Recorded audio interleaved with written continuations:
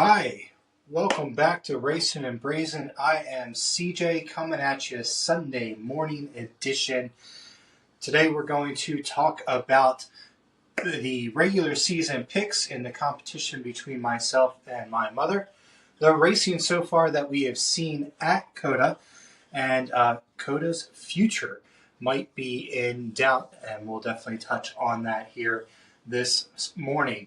While I do that, I do want to share with you a restaurant cooking tip that I picked up throughout the years. As I had said on the COTA preview earlier this week, I'm going to be making a Texas no-bean chili, and to throw into that, I want to fire roast some peppers.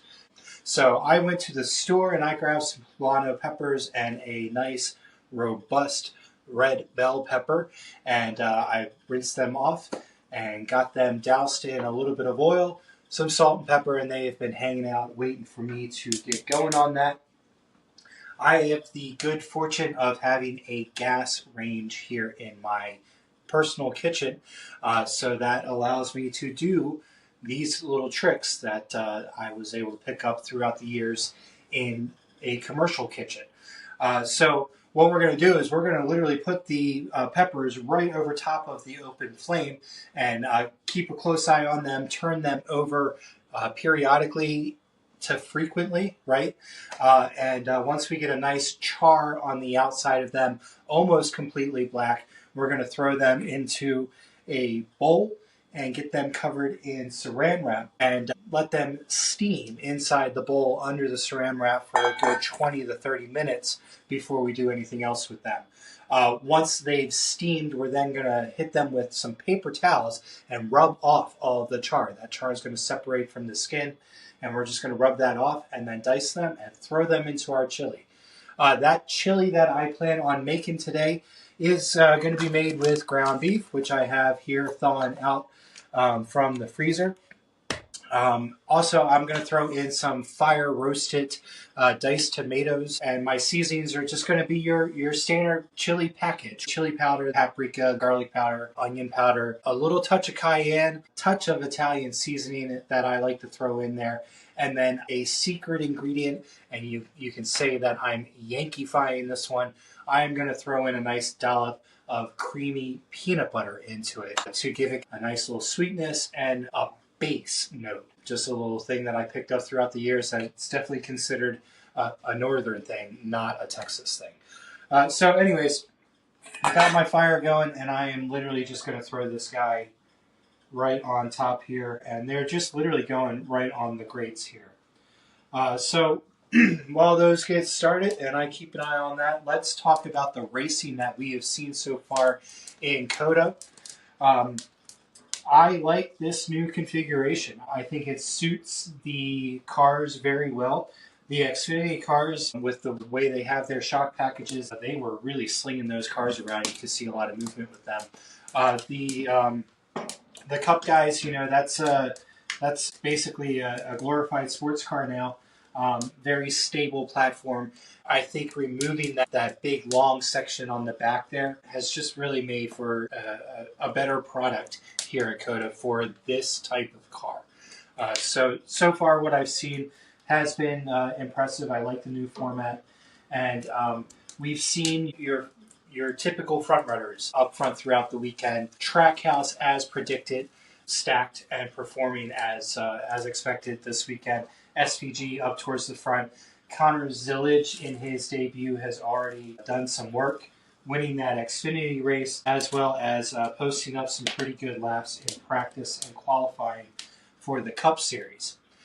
Now, speaking of the racing so far this weekend, we have got the Cup Series race this afternoon, and picks were made for the regular season competition between myself and my mother. I had first pick this week, and Trackhouse has brought a great team to this event this weekend, and I decided to stick with the Trackhouse driver.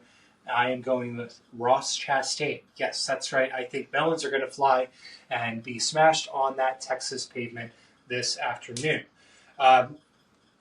Having done that, having had first pick, I actually stole Mom's pick. So she decided to go with her boy, Chase Elliott. She thinks that he's going to get his first next-gen win on a road course.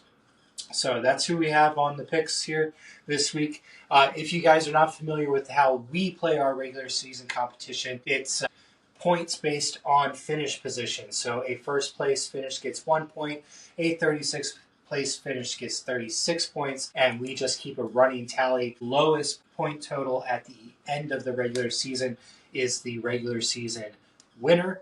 And right now, after 2 weeks, Mom has a 7-point lead on me. So that's how we play our competition. Nice and simple, and keeps things friendly and competitive between the two of us. The other little caveat to our competition is that you cannot pick a driver that was picked from the previous week.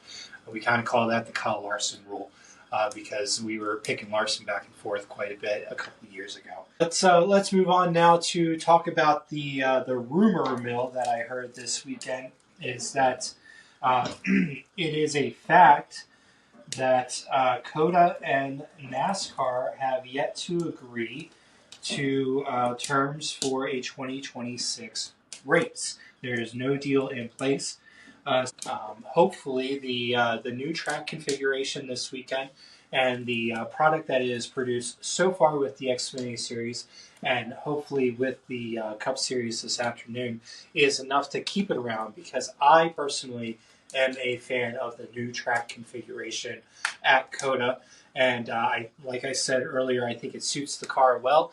And I think it's actually going to produce a much better product here today. Hopefully, I am proven right. It is now just a couple of minutes until 12, so I'm going to sign off here, finish charring up my peppers, and get them steamed and cleaned and put into a chili. I will be sure to get a short out this afternoon once I have my chili put together and ready to serve, to show you guys how that looked. Be sure to look for a post-COTA reaction video tomorrow night. Y'all have a great weekend. Enjoy the race, and I will talk to you tomorrow. Take care, guys.